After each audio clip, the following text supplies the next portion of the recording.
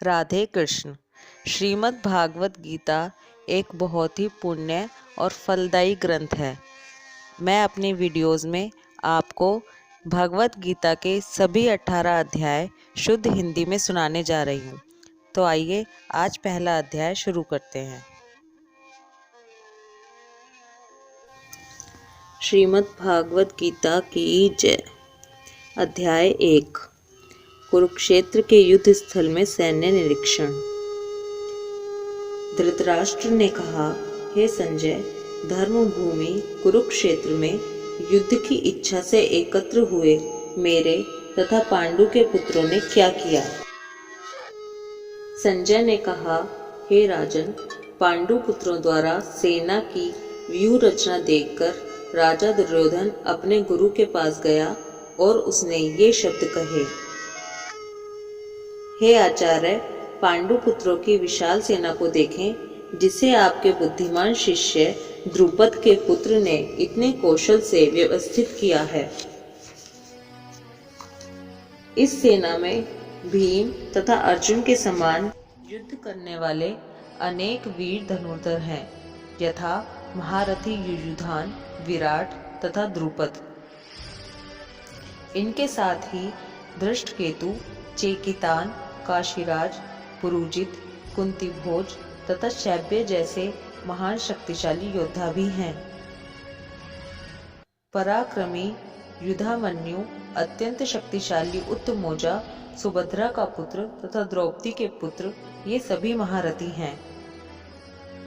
किंतु हे ब्राह्मण श्रेष्ठ, आपकी सूचना के लिए मैं अपनी सेना के उन नायकों के विषय में बताना चाहूँगा जो मेरी सेना को संचालित करने में विशेष रूप से निपुण हैं।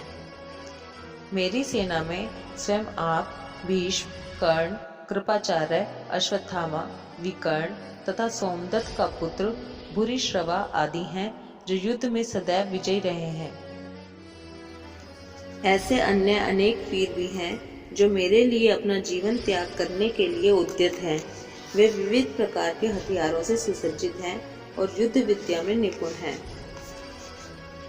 हमारी शक्ति अपरिमेय है और हम सब पितामह द्वारा भलीभांति संरक्षित हैं, जबकि पांडवों की शक्ति भीम द्वारा भलीभांति सुरक्षित होकर भी सीमित है।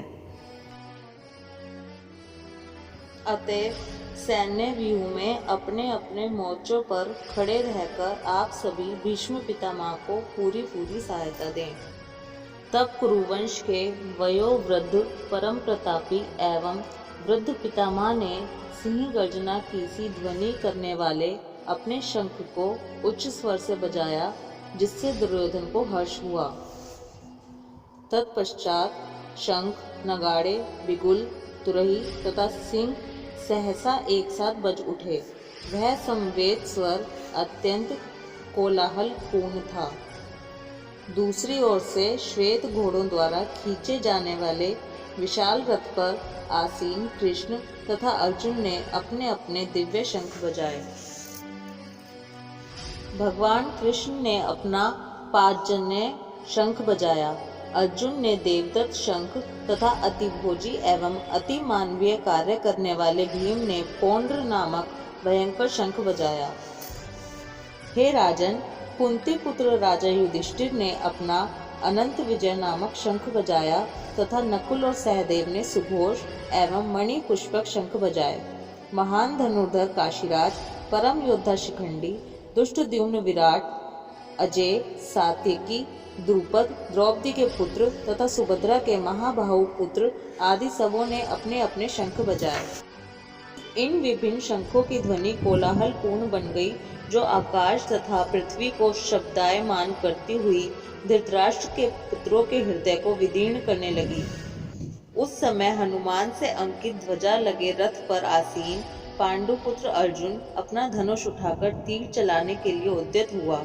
हे राजन, धृतराष्ट्र के पुत्रों को व्यूह में खड़ा देखकर अर्जुन ने श्री कृष्ण से ये वचन कहे।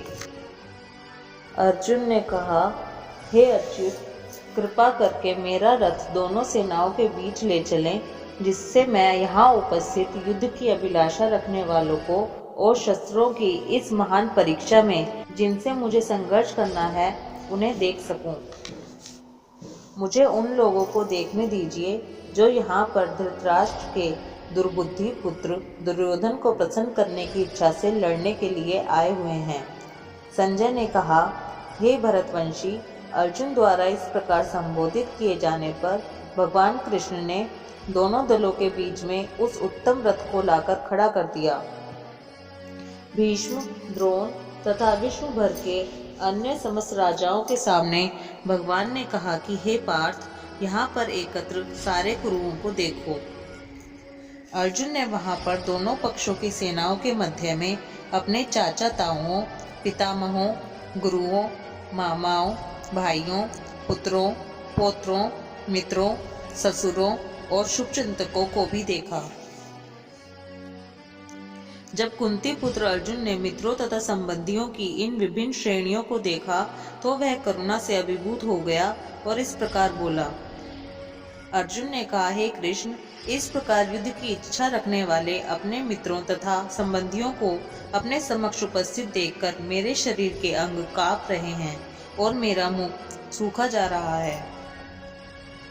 मेरा सारा शरीर कांप रहा है, मेरे रोंगटे खड़े हो रहे हैं, मेरा गांडीव धनुष मेरे हाथ से सरक रहा है और मेरी त्वचा जल रही है। मैं यहाँ अब और अधिक खड़ा रहने में असमर्थ हूँ। मैं अपने को भूल रहा हूँ और मेरा सिर चकरा रहा है। हे कृष्ण, मुझे तो केवल अमंगल के कारण दिख रहे हैं। हे कृष्ण, इस युद्ध में अपने ही स्वजनों का वध करने से ना तो मुझे कोई अच्छाई दिखती है और ना मैं उससे किसी प्रकार की विजय, राज्य या सुख की इच्छा रखता हूँ। हे गोविंद, हमें राज्य, सुख या इस जीवन से क्या लाभ, क्योंकि जिन सारे लोगों के लिए हम उन्हें चाहते हैं वे ही इस युद्ध भूमि में खड़े हैं। हे मधुसूदन, जब गुरुजन, पितृगण, पुत्रगण, पितामह, मामा, ससुर, पौत्रगण, साले तथा अन्य सारे संबंधी अपना अपना धन एवं प्राण देने के लिए तत्पर हैं और मेरे समक्ष खड़े हैं, तो फिर मैं इन सबको क्यों मारना चाहूँगा? भले ही वे मुझे क्यों न मार डालें। हे जीवों के पालक, मैं इन सबों से लड़ने को तैयार नहीं, भले ही बदले में मुझे तीनों लोग क्यों न मिलते हों। इस पृथ्वी की तो बात ही छोड़ दो। भला धृतराष्ट्र के पुत्रों को मारकर हमें कौन सी प्रसन्नता मिलेगी? यदि हम ऐसे आतताइयों का वध करते हैं तो हम पर पाप चढ़ेगा। अतः यह उचित नहीं होगा कि हम धृतराष्ट्र के पुत्रों तथा उनके मित्रों का वध करें। हे लक्ष्मीपति कृष्ण, इसमें हमें क्या लाभ होगा और अपने ही कुटुंबियों को मारकर हम किस प्रकार सुखी हो सकते हैं? हे जनार्दन, यद्यपि लोभ से अभिभूत चित्त वाले ये लोग अपने परिवार को मारने या अपने मित्रों से द्रोह करने में कोई दोष नहीं देखते, किंतु हम लोग जो परिवार के विनष्ट करने में अपराध देख सकते हैं, ऐसे पाप कर्म में क्यों प्रवृत्त हों? कुल का नाश होने पर सनातन कुल परंपरा नष्ट हो जाती है और इस तरह शेष कुल भी अधर्म में प्रवृत्त हो जाता है। हे कृष्ण, जब कुल में अधर्म प्रमुख हो जाता है तो कुल की स्त्रियां दूषित हो जाती हैं और स्त्रीत्व के पतन से वृष्णिवंशी अवांछित संतानें उत्पन्न होती हैं। अवांछित संतानों की वृद्धि से निश्चय ही परिवार के लिए तथा पारिवारिक परंपरा को विनष्ट करने वालों के लिए नारकीय जीवन उत्पन्न होता है। ऐसे पतित कुलों के पुरखे पितृलोक गिर जाते हैं, क्योंकि उन्हें जल तथा पिंड दान देने के क्रियाएं समाप्त हो जाती हैं।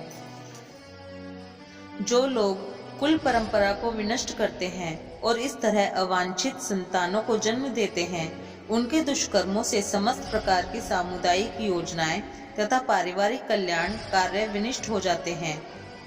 हे प्रजापालक कृष्ण, मैंने गुरु परंपरा से सुना है कि जो लोग कुल धर्म का विनाश करते हैं वे सदैव नरक में वास करते हैं।